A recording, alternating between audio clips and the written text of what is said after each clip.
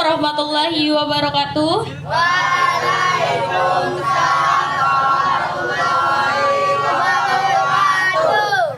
Perkenalan ya. Kalau tak kenal tak sayang, kalau sudah kenal pinjam dulu 100. Oke, perkenalkan nama saya Rahmi Nur Hidayah dari kelas 12. Berdirinya saya di sini akan mempresentasikan tugas ekonomi.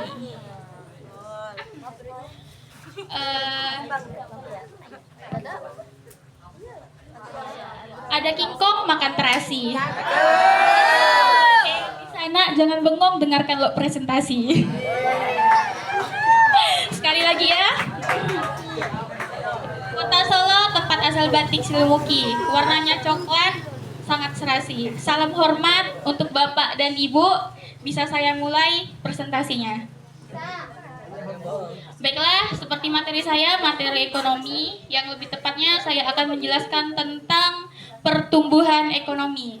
Khususnya kelas 12 sudah belajar kemarin tentang pertumbuhan ekonomi.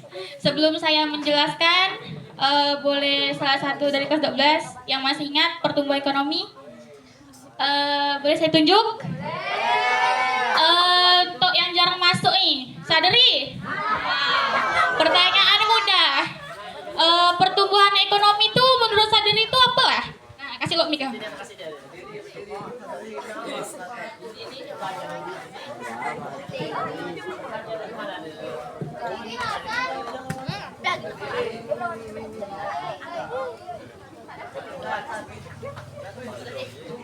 Iya. Assalamualaikum warahmatullahi wabarakatuh. Waalaikumsalam warahmatullahi wabarakatuh. Pertumbuhan ekonomi adalah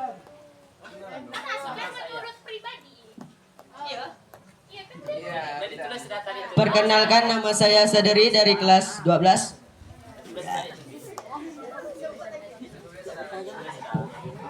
Pertumbuhan ekonomi adalah proses perubahan kondisi perekonomian suatu negara secara berlanjutan untuk menuju keadaan yang lebih baik.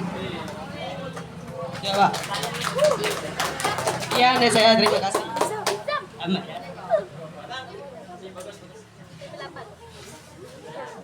Oke, kita lanjut ya.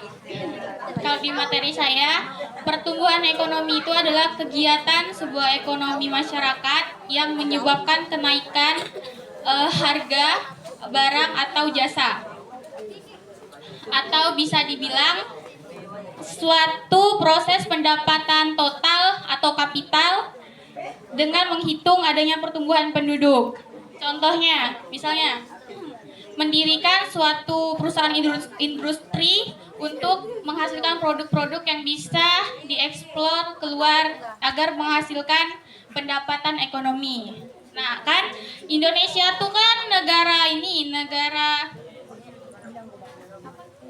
berkembang. Nah, sedangkan negara-negara lain tuh seperti Cina atau Jepang tuh negara maju yang udah berhasil menciptakan handphone, mobil. Jadi tingkat pertumbuhan ekonomi di negara lain tuh lebih tinggi daripada Indonesia.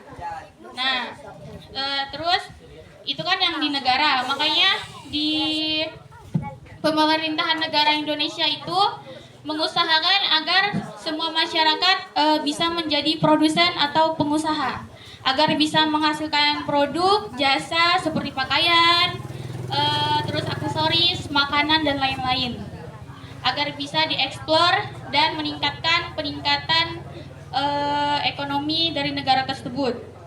Nah, itu kan bahas tentang negara. Sedangkan kalau ekonomi ini bisa dilihat dari contoh kecilnya kayak masyarakat pedagang. Nah, misalnya nih Pak Jamal mau buka usaha, baru buka usaha. Jadi di 1 tahun pertama Pak Jamal mendapatkan hasil setahun tuh 18 juta. Sedangkan di tahun kedua Pak Jamal dapat menghasilkan 28 juta. Itu namanya penurunan apa peningkatan? Ya, atau bisa dibilang dengan pertumbuhan ekonomi. Terus tujuan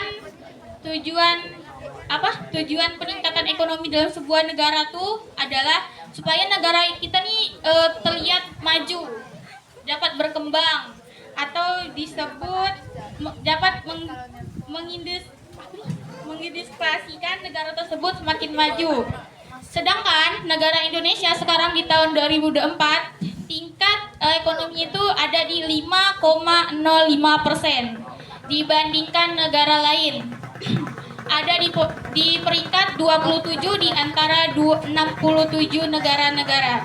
Tidak rendah dan juga tidak tinggi. Selanjutnya, pertumbuhan ekonomi mengukur berkembangnya suatu negara.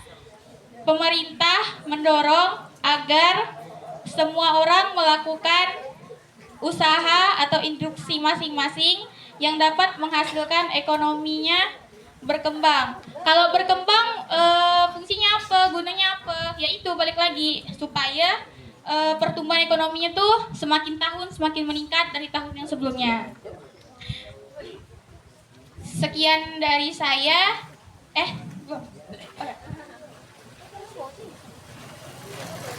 Sekian dari saya pamit undur diri karena kalau maju saingannya teman sendiri. Jika ada kekurangan mohon maaf karena yang lebih hanya perasaan saya kepada dia. Segencana. Kesepian tempat kekasih cukup sekian. Terima kasih. Wassalamualaikum warahmatullahi wabarakatuh.